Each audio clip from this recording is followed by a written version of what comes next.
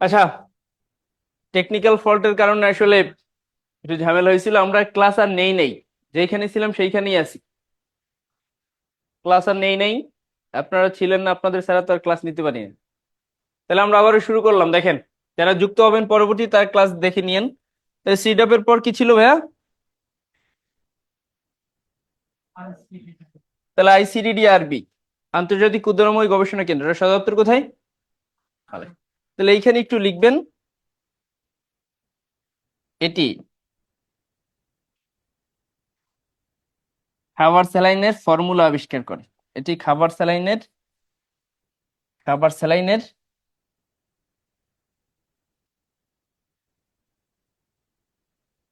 Formula আবিষ্কারের জন্য বিখ্যাত।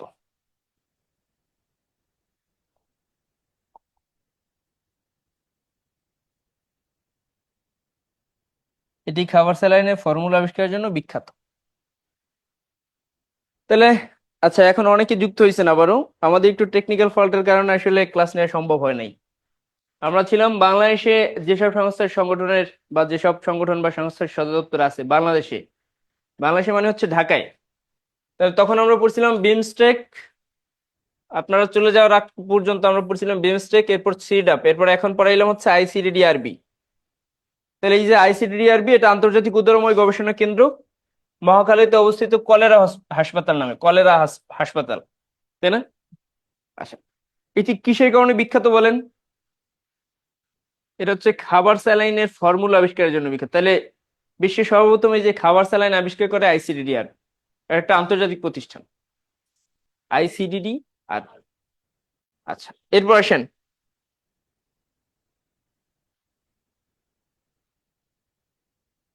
বিশ্ব পাট সংস্থা। বিশ্ব কি পাট সংস্থা?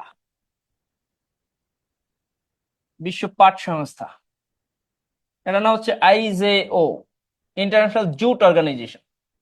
এটা সদর দপ্তর কোথায় বলেন? ঢাকায়, বাংলাদেশে, আইজেও। ঠিক আছে। সার্কের কৃষি কেন্দ্র বাংলাদেশে অবস্থিত, সার্কের কৃষি কেন্দ্র, সার্ক কৃষি সংস্থা, সার্ক সার্ক কৃষি সংস্থা। সদর দপ্তর কোথায়? সার্ক কৃষি সংস্থা মানে হচ্ছে সার্ক। আবার ওই যে সার্ক লেখেন না, সার্কের সদর দপ্তর নেপালের কাঠমান্ডুতে। সার্ক মানে হচ্ছে SAARC agricultural centre, SAARC agriculture centre, agricultural, sir agriculture centre, sir কৃষি কেন্দ্র। সদর দপ্তর কোথায় বলেন? তাহলে মেজর কয়েকটা সংস্থা যেগুলো সদর দপ্তর বাংলাদেশ। হ্যাঁ, তাহলে বিশ্ব পাট সংস্থা, স্যার কৃষি সংস্থা, এগুলো সদর দপ্তর কোথায় বলেন? আচ্ছা, জাহাঙ্গীর সেলিম ভাই লিখছেন স্যার, সেটা আর একটু বলেন। আচ্ছা, বলতেছি। তাহলে এই দুইটা, একটা হচ্ছে বিশ্ব পাট সংস্থা, স্যার কৃষি সংস্থা, এই দুইটার সদর দপ্তর কোথায়? ঢাকায়, মানে বাংলাদেশে। আর এর আগে আমরা কি বললাম? এর আগে বললাম BIMSTEC, side up, ICDDRB, international centre for diarrhoeal disease research of Bangladesh, বা আন্তর্জাতিক উদরময় গবেষণা কেন্দ্র, তা খাবার স্যালাইন আবিষ্কার করছে। ঠিক আছে। তাহলে আবার একটু রিকল করি, আমরা একদম শুরু থেকে আসেন, একদম শুরু থেকে একটু রিকল করি। তাহলে প্রথমে আমরা শিখলাম বিভিন্ন সংগঠনের সদর দপ্তর কয়টা শহর? 5টা। জেনেভা শহর শিখলাম, এরপর শিখলাম কি বলেন? এরপর কোন শহরটা শিখলাম? রোম। এরপর ভিয়েনা অস্ট্রিয়া, এরপর ওয়াশিংটন ডিসি, এরপর নিউ ইয়র্ক যুক্তরাষ্ট্র, এরপরে আচ্ছা, এরপর হচ্ছে যে সংগঠনের সদর দপ্তরই নাই, ন্যাম, G20, G7, G77। আচ্ছা, বাংলাদেশের যেসব সংগঠনের সদর দপ্তর ঢাকায়। আচ্ছা, 2-3টে ইনফরমেশন একটু লিখবেন, 5-6 মিনিট নিব আমরা, বেশি নিব না। এই 2টি ইনফরমেশন আসার সম্ভাবনা সবচেয়ে বেশি ডক্টর ইউনূস রিলেটেড, যেহেতু আমরা সংস্থা পড়াই। সংস্থার মধ্যে একটা হচ্ছে জাতিসংঘ, জাতিসংঘ নিয়ে আমরা অনেক বড় একটা লেকচার দিব। বাট কয়েকটা মেজর ইনফরমেশন যেগুলো কোনোভাবেই যাতে স্কিপ না হয়। ঠিক আছে। তাহলে ডক্টর ইউনূস, ও জাতিসংঘ। তাহলে আমরা যে সংস্থাগুলো পড়লাম এতক্ষণ ভাইয়া, এই সংস্থাগুলো ম্যাক্সিমামই তো জাতিসংঘ সংস্থা। আফরোজা খাতুন লিখছেন স্যার আইজিও এর বর্তমান আইজিআরসি, হ্যাঁ, ইন্টারন্যাশনাল জুট স্টাডি গ্রুপ, ঠিক আছে। ওই পাঠ সংস্থা লিখলে হবে, সেটা আইসিএরসি হোক অথবা আইজিও হোক। তাহলে ডক্টর ইউনূস ও জাতিসংঘ। আচ্ছা, জাতিসংঘের প্রত্যেক বছর একটা সাধারণ অধিবেশন হয়, হয় না? অধিবেশন হয়। এই অধিবেশনটা শুরু হয় সেপ্টেম্বর মাসের তৃতীয় মঙ্গলবার। সেপ্টেম্বর মাসের তৃতীয় মঙ্গলবার। তাহলে লাস্ট সেপ্টেম্বর গেছে 2024 সালে। 2024 সালের সেপ্টেম্বর মাসের তৃতীয় মঙ্গলবার শুরু হওয়া যে অধিবেশন, সেটা ছিল 79তম অধিবেশন। কততম? 79তম লিখবেন। আচ্ছা, লিখবেন জাতিসংঘের একটা সাম্প্রতিক কয়েকটা ইনফরমেশন, এগুলো আপনাকে মনে রাখতে হবে। জাতিসংঘের সর্বশেষ অধিবেশন ছিল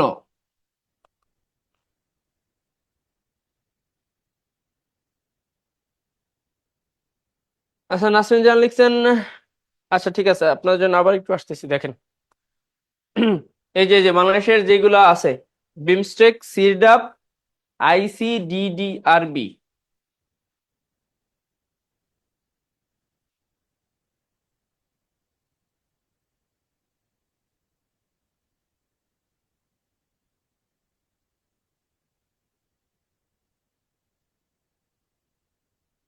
আচ্ছা, আশা করি একটু ক্লিয়ার। আসেন, তাহলে জাতিসংঘের সর্বশেষ অধিবেশন ছিল 79তম। কততম বলেন? 79তম অধিবেশন।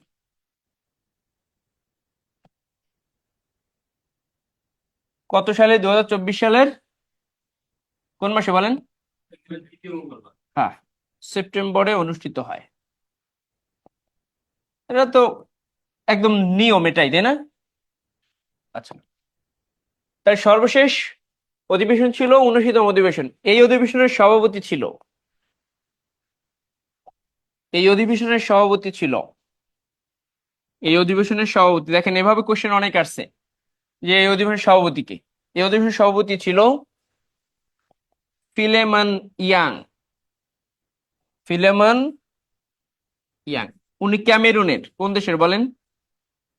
ক্যামেরুন দেশের। ক্যামেরুন আফ্রিকার একটা দেশের নাম হচ্ছে ক্যামেরুন, এই ক্যামেরুনের। তাহলে যদি আমরা জিজ্ঞেস করি জাতিসংঘের 79তম অধিবেশনের সভাপতি দেশটি কোনটি? ক্যামেরুন। কোন দেশ? ক্যামেরুন থেকে কোন ব্যক্তি? Philemon young. আচ্ছা, ডক্টর ইউনূস সরকার প্রধান হিসাবে ডক্টর ইউনূস সরকার প্রধান হিসাবে প্রথম বিদেশ সফর করেন কবে? এই জাতিসংঘে 24শে সেপ্টেম্বর। কবে বলেন তো? আগস্টের আগস্টের 8 তারিখ সে শপথ নিছে। সেপ্টেম্বরের 24 তারিখ সে প্রথমবারে বাংলাদেশ সরকারের প্রধান হিসাবে বিদেশ সফর করছে। কোথায়? জাতিসংঘে। তার মানে কোন দেশে বলেন? জাতিসংঘের সদর দপ্তর কোথায়? New York. তাহলে কোন দেশ? যুক্তরাষ্ট্র। তাহলে বলেন তো ডক্টর ইউনূসের প্রথম বিদেশ সফর কোনটি বাংলাদেশ সরকার প্রধান হিসেবে? যুক্তরাষ্ট্র। ঠিক আছে না? আসেন তাইলে। আচ্ছা আসেন, ডক্টর ইউনূস, তাহলে এটা আসতে পারে না বলেন, এই critical question. Doctor Yunus Bangladesh সরকারের প্রধান হিসেবে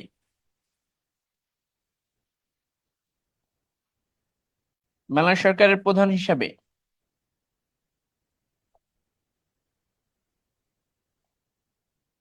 প্রথম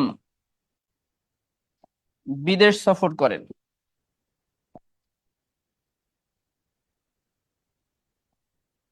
24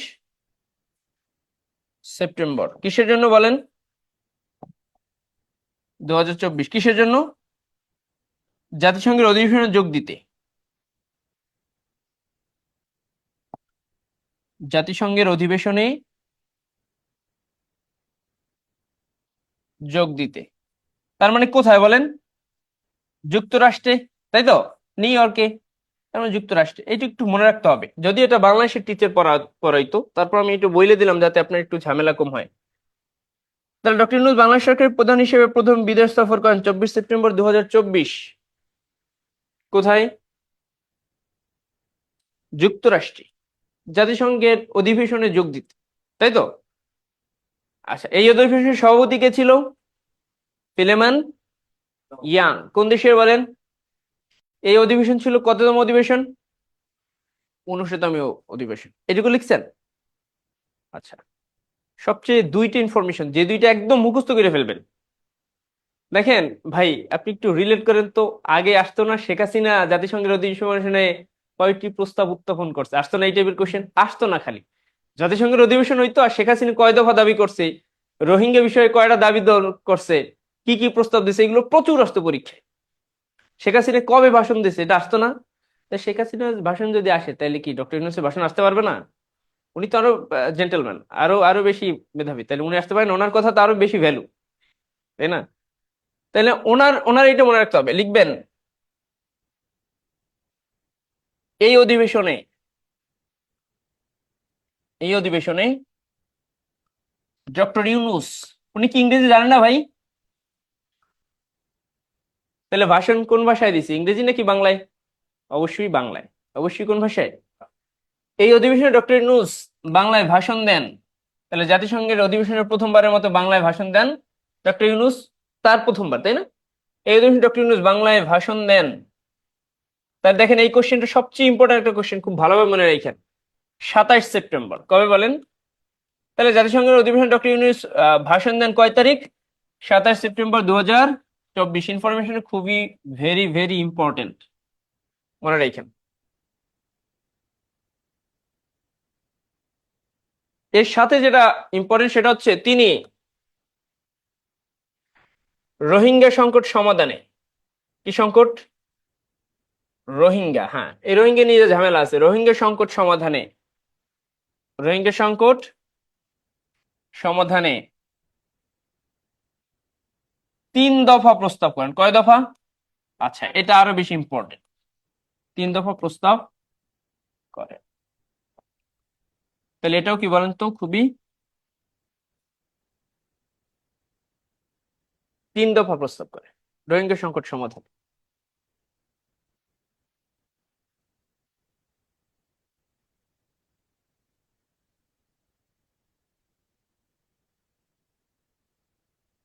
আচ্ছা, দেখেন শেখ হাসিনা থাকাকালীন আহ বাংলাদেশের যেই স্থায়ী প্রতিনিধি ছিল জাতিসংঘে, মোহাম্মদ আব্দুল মুহিত, উনি ছিল। তো শেখ হাসিনা পতনের পরে উনি 3 মাস ছিল। September, August, September, October, November, ডিসেম্বরে এসে, এই যে ডিসেম্বর গেল, মানে 2 মাস আগে আমরা দেখলাম ডক্টর ইউনূস জাতিসংঘে বাংলাদেশের নতুন স্থায়ী প্রতিনিধি নিয়োগ দিছে, যার নাম হচ্ছে সালাউদ্দিন নোমান চৌধুরী। অনেক বইতে এগুলো তো আপডেট হয় না, নতুন সংস্করণ বই না পাইলে আপডেট পাবেন না। তাহলে জাতিসংঘে নিযুক্ত বাংলাদেশের বর্তমান স্থায়ী প্রতিনিধি হচ্ছে সালাউদ্দিন নোমান চৌধুরী। লেখেন জাতিসংঘে নিযুক্ত, জাতিসংঘে নিযুক্ত বর্তমানে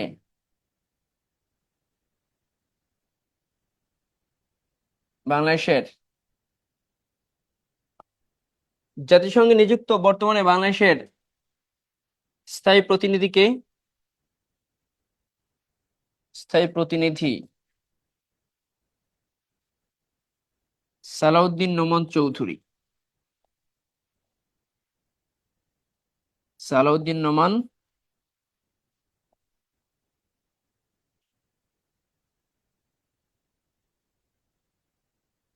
এটা ভালো করে মনে রাখেন, এটাও ইম্পর্টেন্ট। 10 থেকে 20 গ্রেডের পরীক্ষা, বিসিএস বলেন, নিবন্ধন বলেন, প্রাইমারি বলেন, সবকিছুতে ইম্পর্টেন্ট।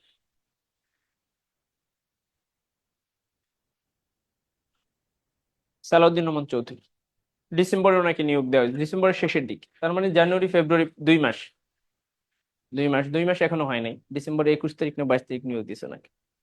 তো বুঝতেই পারছেন আহ এই লোক খুব ট্যালেন্টেড, আমরা যতটা শুনলাম লোকটা খুবই ট্যালেন্টেড। জাতিসংঘে বাংলাদেশের প্রতিনিধিত্ব খুব ভালোভাবে করতে পারবে হয়তো, যদি যদি মানে এটা নিয়োগ কে দিছে?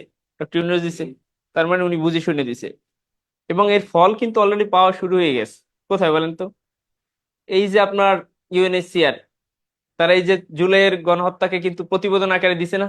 দিয়ে দিছে তো, যেটা গণহত্যা ছিল, কত কত মানুষ মারা গেছে। তাহলে এইগুলো স্ট্রং ডিপ্লোমেসি না হলে তো হবে না। জাতিসংঘে ওইখানে বাংলাদেশে যে প্রতিনিধিত্ব করতেছে সেই ব্যক্তি স্ট্রং কিনা, তাহলে এটা তো হইতেছে। হ্যাঁ, সবকিছুই করতেছে, বুঝতে পারছেন? তাহলে এগুলো ওনার আসলে মেধা আছে একটা। তাহলে এ পর্যন্ত থাকুক নাকি? থাকুক, যেহেতু আপনাদের আবার পরীক্ষা আছে। ঠিক আছে, আজকে আমরা এই পর্যন্ত থামি। আবার সংগঠনই আমরা আরো একটা ক্লাস দিব। মানে সংগঠন অনেক বড় ইস্যুস, এখানে অনেক বেশি কিছু আছে, আমরা সব একসাথে পড়ানো সম্ভব না, আর পড়াইলে কিছু বুঝবেনও না। শুধু কোয়ান্টিটি থাকবে, তাই কোয়ালিটি থাকবে না। আপনি অল্প অল্প শিখেন, বাট এই শেখাটা যাতে আপনার এই সেম জিনিস যাতে আপনার আবার 2 মাস পর আবার আর ক্লাস না করে শিখতে হয়, এরকম যাতে না হয়। আপনি এখন শিখলেন, আবার 2 মাস পর এই জিনিস আবার যদি শেখা লাগে তাহলে কেমন হইল? 2 মাস পর আপনি এই জিনিসটা কি করবেন শুধু বলেন তো? রিভাইজ করবেন, আর কিছু না। কিন্তু আপনার এই সংগঠন আমি পড়াইলাম একভাবে, আবার আরেক টিচার পড়াইলো আরেকভাবে, এরকম হয় না বলেন? এই জন্য কিন্তু আমরা পারি না আসলে। এক টিচার একভাবে পড়ায়, আরেক টিচার আরেকভাবে। তো এভাবেই যদি একভাবে নোট করে একভাবেই শিখেন আপনি, তাহলে পারবেন। আপনার মূল উদ্দেশ্য তো সংগঠনের সদর দপ্তর গুলো কোথায় এটা জানা, যে টিচার যেভাবে পড়ে, বাট আপনি একভাবে শিখে নেন যাতে সহজ হয়। ঠিক আছে। আচ্ছা, আরেকবার রিকল করব। আচ্ছা, তাহলে আরেকবার রিকল করি। আমরা শিখলাম সংগঠনের সদর দপ্তর, আবার কার কার সদর দপ্তর নাই, কার কার সদর দপ্তর বাংলাদেশে। আর পড়লাম এই যে জাতিসংঘের কয়েকটা সাম্প্রতিক তথ্য, যেগুলো আসলে কি বলেন তো, খুব ইম্পর্টেন্ট। আচ্ছা, আরেকজনে লিখছেন বাংলাদেশে যেগুলো আছে সেগুলো, এই যে বাংলাদেশের গুলো দেখেন, একটু স্ক্রিনশট নিয়ে রাখেন। বিএমস্টেক আছে বাংলাদেশে, সিরডাপ, এগুলো খুবই ইম্পর্টেন্ট। রুবিনা আজম লেখেন এই যে সিরডাপ, বিমস্টেক, সিরডাপ, আইসিডিডি, আরবি আছে। আর এই যে বিশ্ব পাট সংস্থা, এটার আবার নতুন নাম আছে, international international jute study group, একটা নতুন নাম আছে এটা, যদিও এখনো মানুষ ওই বিশ্ব পাট সংস্থাই বলে, এই জন্য এটা লিখে দিচ্ছে, এতে সমস্যা নেই। আর স্যার কৃষি সংস্থা। ঠিক আছে। ওকে, আপনারা ভালো থাকেন, সুস্থ থাকেন, আবার দেখা হবে ইনশাল্লাহ।